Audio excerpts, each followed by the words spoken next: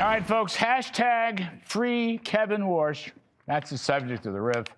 Now, look, Iran, certainly not a forever war, as President Trump has said many, many times. Indeed, Mr. Trump is ending Iran's forever war against the United States. But now it looks like Fed Chairman Jay Powell wants to be the Fed's first forever board member, telling a press conference today that he will remain on the Fed Board of Governors until the investigation is well and truly over, whatever that means. This is unwelcome news to the stock market. The Dow fell over 700 points today, new 2026 low. Fell about 300 points after Powell made his forever board member statement. All the indexes down, bond rates up, oil prices up. Now, actually, if you take a look at the Fed's dot plot of economic projections, it suggests now only one projected rate cut this year instead of the 3 before the war began. They also suggested higher inflation and a slight increase in economic growth.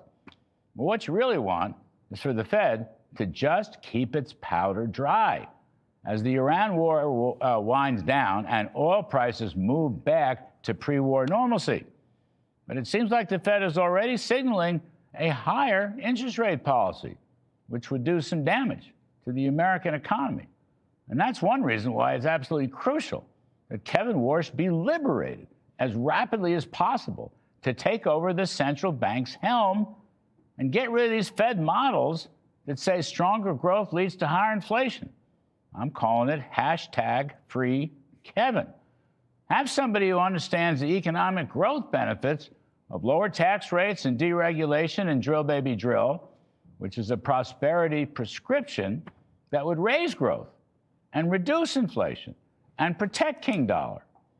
But in order to liberate Kevin Warsh, it seems like the Justice Department has got to settle its disagreement with the Federal Reserve. Otherwise, Warsh will never get through the Senate Banking Committee, even though they love him. And Powell will stay at the Fed forever. He might even be somehow voted to stay on as chairman by the FOMC, which really always leans against Mr. Trump. Or Steve Myron will have to give up his board seat to make room for a Warsh board appointment, but not necessarily as the chairman. Now, if you think this is confusing and bizarre, you would be completely right. I mean, I believe the post-war American growth, the potential is about 5%.